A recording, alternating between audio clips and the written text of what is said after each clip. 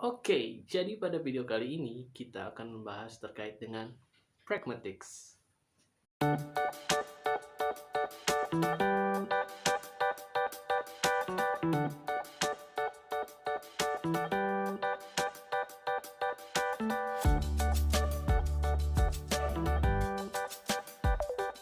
Sebelum kita memulai pembahasan terkait dengan pragmatics, mari kita flashback sebentar pembahasan terkait dengan language. Nah, sebagai pengingat kepada kalian bahwa sebuah bahasa itu sempurna ketika memiliki 3 komponen, yakni sound, structure, dan meaning. Jadi ada 3 ya. Kalau kurang dari ketiga ini, maka bahasa ini kurang sempurna. Cabang linguistik yang membahas terkait dengan suara atau sound ada 2, yakni phonetics dan phonology. Dan cabang linguistik yang membahas terkait dengan structure atau bentuk ada 2 juga, yakni morphology dan syntax. Dan cabang linguistik yang membahas terkait dengan meaning atau arti atau makna ada 2 juga, yakni semantics dan pragmatics. Nah, muncul pertanyaan, apa sih perbedaan antara pragmatics dan semantics? Sebelum saya menjawabnya, coba kalian simak video berikut ini. Mari kita tonton.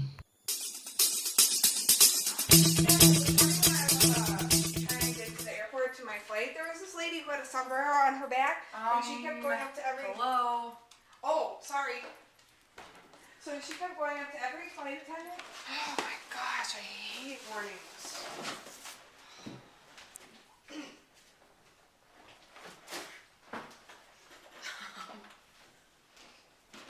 Hello. Oh, really? I mixed them up.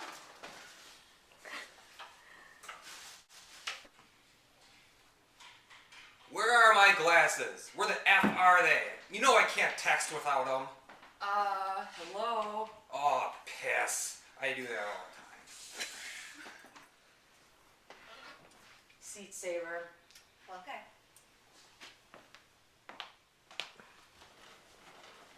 I'll put this.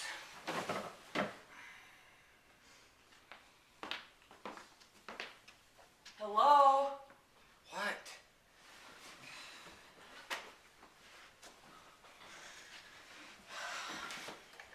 Hello.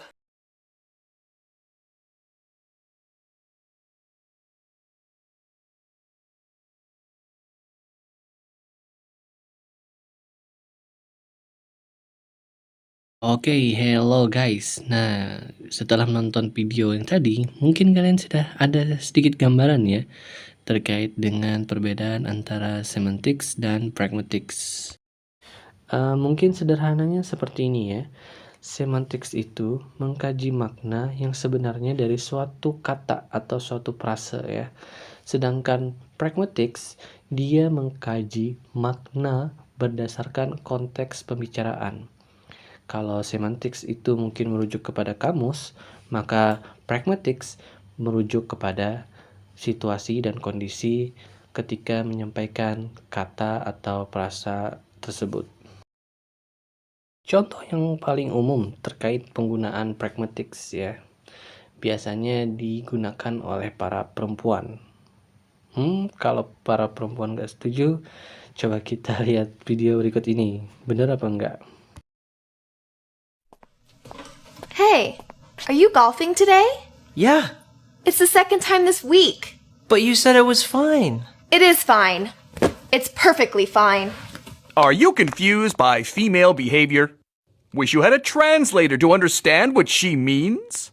Well, you're in luck. Introducing the Manslator, a revolutionary device that translates woman language into simple man words. Finally, the power to know what she means. Okay, cool. Let me just check with my wife. Hey, babe, a tea time opened up later. You mind if I go? Fine. If that's what you want to do. No go! Stay home! On second thought, I think I'll just stay here with you and watch The Notebook. Aw, how sweet. Now that's more like it. The Manslater uses emotion deciphering technology to help you out of the toughest jams. Patented FemLogic processing chip, now any man can decode statements like, Are you wearing that? You change now. Hey, do you want to get some coffee? Me want coffee. Do you think she's pretty? You think she prettier than me? Aw, you're such a good friend. Me never date you. I'm fine. Me not fine. I'll be ready in 5 minutes. Me ready 30 minutes. Well, kabar buruknya alat yang ada di video tadi itu hanyalah fiktif belaka. Tetapi jangan khawatir. Ilmu pragmatics akan membantu kita setidaknya sedikit memecahkan misteri kode-kode wanita seperti kata terserah. Namun sebelum memperdalam ilmu ini, kita harus mengetahui konsep-konsep dasarnya terlebih dahulu. Apa saja itu? Ada konteks, deiksis, reference, inference, anaphora, presupposition, speech act, dan yang terakhir ada politeness. Konsep yang pertama adalah konteks. Nah, apa sih konteks itu, ya kan? Jadi, konteks itu sederhananya adalah keseluruhan arah pembicaraan, lokasi tempat berbicara, ya, gesture yang digunakan oleh pembicara, mimik wajah, nada suara tinggi atau rendah, keras atau lembut, diksi kata, situasi dan kondisi, dan ya faktor-faktor lain yang mempengaruhi makna dari pembicaraan yang sedang berlangsung. Jadi dengan memahami konteks, kalian bisa membedakan antara can dapat dan can kaleng, ya. Dalam bahasa Inggris itu kan ada can yang berarti dapat, ada can yang berarti kaleng. Atau kembali ke contoh yang di video terkait penggunaan kata hello. Tentu sulit sekali ya memahami makna tanpa kita melihat konteksnya. Jadi ketika di video itu ada yang bilang hello, ada yang bilang hello, ada yang bilang hello. Nah, itu maknanya sangat banyak. Jadi kita harus yang pasti berada di sana atau bisa menerka ya situasi yang sedang berlangsung saat kalimat atau kata itu disebutkan atau dikatakan. Oke, selanjutnya kita punya konsep deiksis. Nah, untuk mendapat gambaran sedikit terkait dengan deiksis, coba kita lihat video berikut ini. Mari kita. Nama kamu siapa? Nama kamu? Iya, kamu. Kok kamu tanya aku? Kamu kan tahu nama sendiri. Maksudku nama kamu, bukan nama aku. Iya, maksudku gitu. Tadi kamu malah tanya nama kamu, bukan nama aku. Well. Ya, jadi tanpa konteks yang jelas, maka akan hadir berbagai spekulasi yang salah yang mengakibatkan misunderstanding dalam sebuah pembicaraan. Misalnya ya, ada sebuah surat misterius yang isinya aku sedang di sini menunggu kamu. Nah, coba bagi kamu yang nggak tahu siapa yang ngirim. Pertanyaannya siapa aku yang dimaksud di surat itu. Lalu kata di sini. Nah, di sini itu maknanya di sini yang mana? Nah, ya kan? Lalu ada juga kata menunggu kamu. Nah, kamunya itu adalah kamu yang membaca surat ini atau kamu orang lain yang ketika itu juga mungkin diharapkan oleh si penulis ini membacanya. Ya kan? Gak jelas banget dong ya. Nah, itulah yang dimaksud dengan konsep deiksis ya. Jadi deiksis ini adalah kumpulan kata yang harus diperjelas konteksnya biar tidak terjadi kesalahpahaman dalam pembicaraan atau komunikasi. Nah, deiksis ini dibagi menjadi 3 jenis. Yang pertama ada person deiksis, lalu ada spatial deiksis, dan terakhir ada temporal deiksis. contoh dari person deiksis adalah kata me, you, him, her, us, them, that woman, those idiots, dan lain sebagainya ya. Untuk contoh special deiksis seperti here, there, beside you, near that, above your head. Ya. Dan untuk contoh temporal deiksis, contohnya seperti kata now, then, last week, later, tomorrow, and yesterday. Nah, kata-kata deiksis itu bisa menjadi rumit ketika orang yang berbicara dan orang yang mendengar memiliki pemahaman konteks yang berbeda. Jadi ketika kita mengungkapkan kata-kata yang termasuk dengan kelompok deiksis tadi, maka kita harus betul-betul mengungkapkan konteksnya dengan jelas biar orang lain tidak salah paham atau tidak ambigu apa yang kita sampaikan. Nah, itu penting sekali nih ketika kita menggunakan kata-kata deiksis. Selanjutnya, selain deiksis, kita juga mempunyai konsep reference. Reference digunakan ketika pembicara tidak mau menyebutkan atau tidak mengetahui nama untuk sesuatu atau seseorang ya. Sehingga dalam pragmatics, fungsi reference ini adalah membuat sebuah sebutan atau istilah untuk merujuk kepada sesuatu itu yang tadi tidak mau disebutkan tadi atau tidak tahu namanya. Nah, misalnya ketika kita berdoa kepada Tuhan, ya Tuhan, jagakanlah jodoh hamba. Nah, bagi kalian yang jomblo, karena kalian gak tahu nama jodohnya, ya kan, panggil jodoh aja. Tolong jagakan jodoh hamba. Tidak bisa kalian ubah menjadi nama seseorang ya kan. Misalnya, ya Tuhan, tolong jagakan si ini. Kan dia belum tentu jodoh kalian ya kan. Nah, jadi jangan kebanyakan ngimpi deh.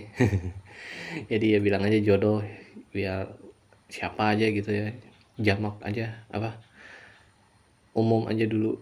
Nanti kalau sudah halal, nah baru khusus. Oke, selanjutnya konsep berikutnya adalah inference.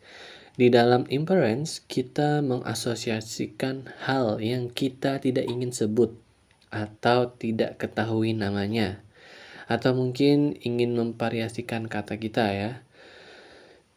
Biasanya kita mengasosiasikan nama benda ini dengan nama manusia, atau nama manusia kita asosiasikan dengan nama benda. Oke, mulai bingung ya. Oke, lihat aja contohnya nih. Misalnya kita bilang Picasso is in the museum. Nah, ketika kita membuat kalimat ini, kita tidak merujuk kepada Picasso-nya langsung ya kan. Kita tidak mengatakan Picasso ada di dalam museum. Tetapi Picasso di sini bermakna adalah karya-karya Picasso. Nah, bukan Picasso-nya ya, karena orangnya ya sudah meninggal. Oke. Nah, atau contohnya seperti ini. We saw Shakespeare in London. Nah, kita melihat Shakespeare in London, di kota London. Kita bukan mengatakan bahwa kita melihat Shakespeare-nya, tetapi kita melihat benda hasil ciptaan Shakespeare, bukan melihat Shakespeare-nya langsung, gitu. Nah guys, bila kita berbicara lebih panjang lagi mungkin ya, kita sering mengulang kembali nama orang lagi, benda itu lagi. Nah, biar tidak terulang lagi atau biar ada variasinya ya, biasanya kita ubah nama orang itu menjadi dia. Nah gitu. Atau kita menunjuk ke itu, ini. Nah seperti itu. Jadi kita lebih umum kayak gitu ya. Hal itu disebut referring back atau istilahnya adalah anapora. Anapora contohnya pada kalimat ini. My mom bought a pizza. It was very delicious. I loved her. Nah, kita lihat di sini ada kata it. It di sini merujuk kepada kata Ya, kata a pizza. My mom bought a pizza. Jadi it di sini mengganti pizza. Lalu di sana ada kata I loved her. Her di situ maksudnya adalah mom. Nah, kata ganti ini ya, pronoun seperti ini ya, digunakan dalam kalimat atau percakapan adalah untuk kalimat itu lebih variatif. Nah, ini disebut anafora. Jadi anaforanya adalah kalimat penggantinya. Nah, sedangkan untuk kalimat awalnya yang my mom itu kita namakan sebagai antecedent ya. Nah, antecedentnya itu adalah my mom, sedangkan anaforanya adalah her. Antecedentnya adalah my pizza dan anaforanya adalah it. Seperti itu kerja daripada anafora dan antecedent. Sebagai tambahannya, di anafora ini ada konsep katafora. Katafora ini kebalikan daripada konsep anafora tadi. Jadi yang lebih dulu diletakkan adalah katafora, baru diletakkan berikutnya adalah antecedentnya. Nah, contohnya pada kalimat ini. I love her because it is very delicious. Yeah, my mom bought me a pizza yesterday. Unik banget ya kalimatnya ya. Biasanya kalimat kayak gini ini digunakan di novel atau karya sastra seperti itu ya. Kalau dalam percakapan sehari-hari mungkin agak membingungkan ya. I love her because it is very delicious. Ini masih terlalu umum ya, menggunakan the exist nih. I, her, it is, dan jadi antecedent di belakang ya. Jadi yang di depan adalah katafora. Nah, ini konsepnya adalah kebalikan daripada konsep anafora. Jadi ini biasanya digunakan sebagai bentuk misteri. Jadi kalau dalam novel tuh biar pembaca itu merasa penasaran siapa maksudnya di sini. Ini I ini siapa, her ini siapa, it ini apa gitu. Jadi harus baca terus biar dapat konteksnya. Itu cara kerja daripada katafora. Oke, jadi setelah kita mengetahui konsep tentang anafora dan katafora, maka kita akan lanjut ke konsep berikutnya yakni presupposition. Nah, sederhananya presupposition ini adalah sesuatu yang pembicara asumsikan benar atau memang sudah diketahui dengan betul terkait dengan si pendengar. Misalnya kita bilang ke teman kita ya, ketika ada seseorang di depan yang minta mau bertemu dengan dia. Jadi kita bilang ke teman kita, itu kekasihmu sedang menunggu di luar tuh. Nah, pada contoh ini orang yang berbicara atau kita ini ya memiliki presupposition bahwa orang yang kita kasih tahu itu, yang mendengarkan perkataan kita itu, dia memang punya kekasih dan orang itu sedang ada di luar. Kan nggak mungkin kita bilang kekasihmu nunggu di luar tanpa tahu hubungan yang jelas antara orang itu dengan orang yang di luar. Pastinya jadinya aneh ya kan. Nah. Namun sayangnya ya, konsep presupposition ini kadang sering dipakai oleh pelaku kejahatan. Misalnya dengan mengandalkan dugaan presupposition yang mereka gunakan, mereka mencoba untuk menipu orang. Nah, misalnya ada kasus penipuan di mana seorang ibu ditelepon orang yang mengaku polisi dan bilang anaknya sedang dipenjara karena kasus apa gitu ya, kayak narkoba atau semacamnya. Coba kita lihat contoh video berikut ini. Suami ibu? Suami saya Iya. keluar. Keluar kemana? Iya, Keluar kemana bu? nggak tahu. Iya, jadi begini bu loh. Iya, Di sini suami ibu kita tahan dulu ibu ya. kenapa? Halo. Suami ibu kita tahan dulu bu ya. Ada apa? Jadi begini bu loh. Halo bu. Iya, Bu. halo. Halo. Agar saya lebih sopan di sini, saya bicara dengan ibu atas namanya siapa? Takochi. Siapa? Takochi. Ini siapa? Iya, Kochi. Koci, begini Bu, ini kita dari pihak kepolisian ya Bu ya. Ibu Takoci, ini pekerjaan atau kegiatan suami Ibu? Ini Bu sehari-harinya apa Bu? Ya? Kegiatan atau pekerjaan suami Ibu, Ibu Takoci? Kerja di dealer. Di dealer ya Bu ya. Nama lengkap atau nama panjang suami Ibu ini atas nama? Isel Garapu. Halo? Halo? Beberapa, halo Bu. Halo? Iya, ini kita telah menahan suami Bu ya. Dengar. Kita dari kepolisian, jadi kalau Ibu didengarkan saya bisa. Iya. Ini Ibu di rumah dengan siapa? Kenapa? Ibu di rumah dengan siapa?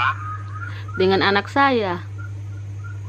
Ini tolong pembicaraan kita ke permasalahan ini jangan dulu dihebohkan atau diberitahu kepada siapapun Bu ya. Cukup Ibu dulu yang tahu masalah ini bisa kan? Nah, ini pada contoh video yang tadi, penipu itu mencoba untuk mencari latar belakang dari ibu tadi agar kira-kira presupposition yang dia punya itu tepat sehingga bisa menakuti, sehingga bisa menipu ibu yang bersangkutan. Sayangnya ibunya sedang bikin konten YouTube rupanya ya.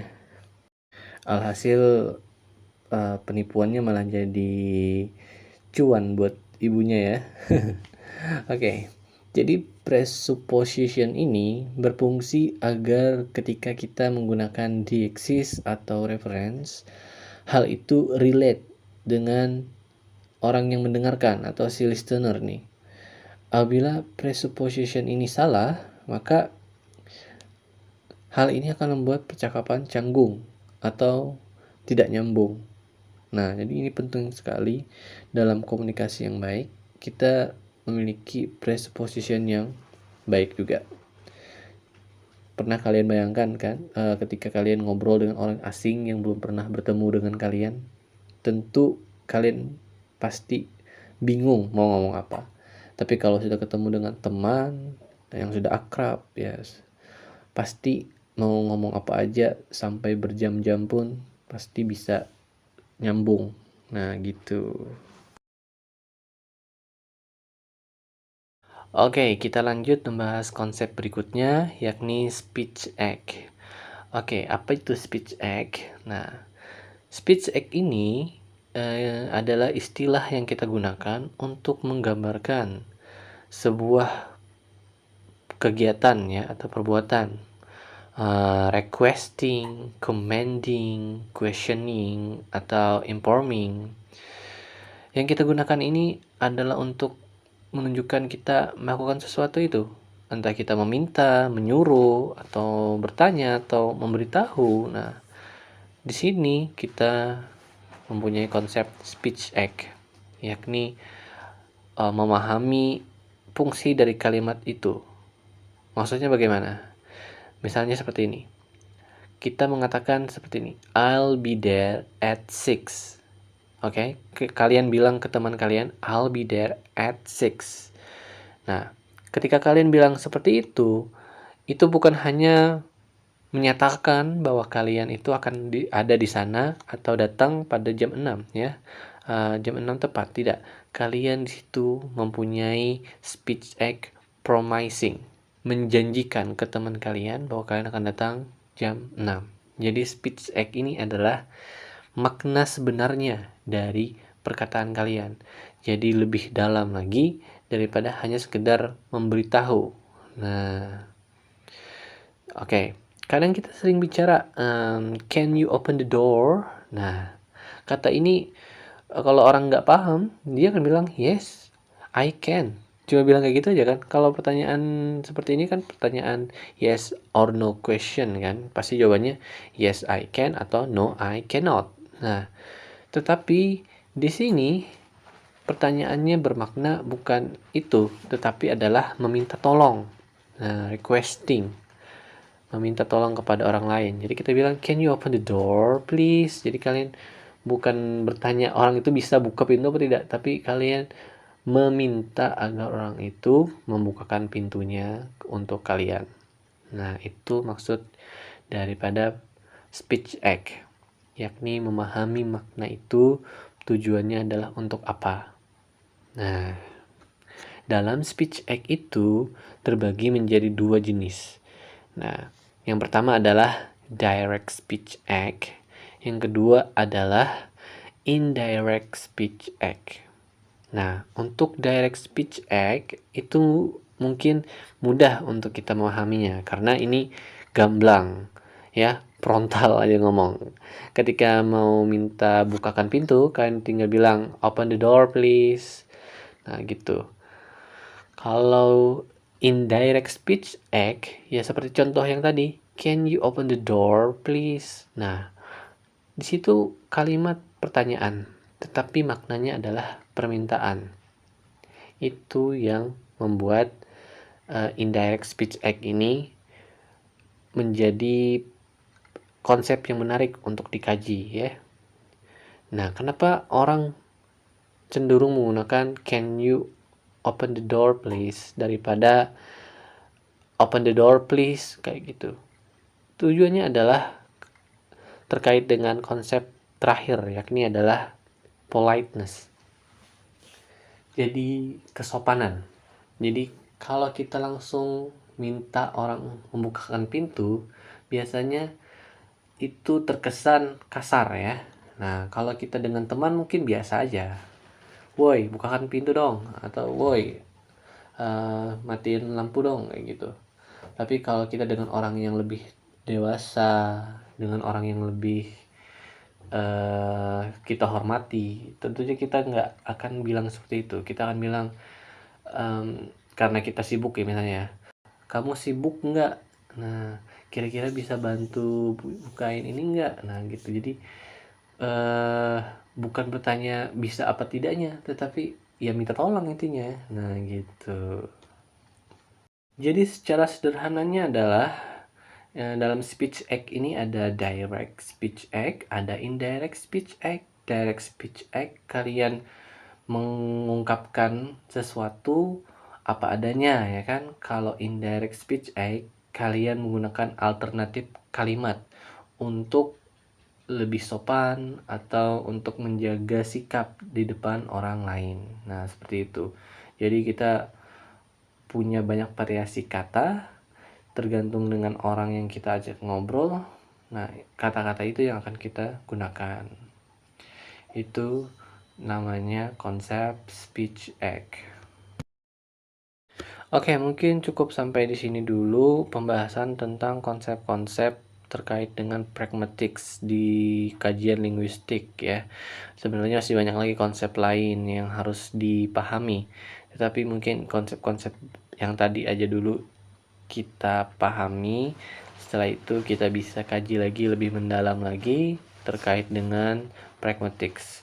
Kalau kalian mengkaji lebih dalam tentang pragmatics, nah mungkin kalian bisa nantinya membaca pikiran para wanita. Oke? Terima kasih sudah menyaksikan sampai di sini. Semoga bermanfaat. Wabillahi taufiq wal hidayah. Assalamualaikum warahmatullahi wabarakatuh. Bye everyone.